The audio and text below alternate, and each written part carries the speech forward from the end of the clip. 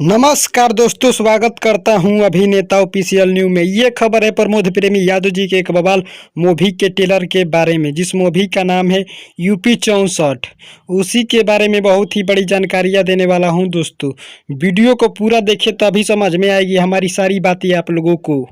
इस फिल्म के निर्मात्री हैं रीना सिंह और इस फिल्म के निर्देशक है सुनील माझी। जी हाँ दोस्तों, इस फिल्म का निर्मात्री है रीना सिंह और इस फिल्म के निर्देशक है सुनील माझी। इस फिल्म में स्टार कास्ट की बात किया जाए तो इस फिल्म के स्टार कास्ट में आएंगे प्रमोद प्रेमी यादव जी और रितु सिंह। जी हाँ दोस्तों, प्रमोद प्रेमी यादव जी और रितु सिंह इस फिल्म में नजर आएंगे पहली बार। इस फिल्म के ट्रेलर के रिलीज की बात किया जाए तो इस फिल्म को ट्रेलर को रिलीज किया जाएगा कल शाम 4 बजे 12 दिसंबर को। जी हाँ दोस्तों, कल शाम 4 बजे 12 दिसंबर को इस ट्रेलर को रिलीज किया जाएगा यसी फिल्म्स यूट्यूब चैनल पर। जी हाँ दोस्तों, यसी फिल्म्स यूट्यूब चैनल पर जो भी भाई लोग इस फिल्म को ट्रेलर को देखना चाहते हैं कृपया जाकर देख सकते हैं यसी फिल्म्स यूट्यूब चैनल पर।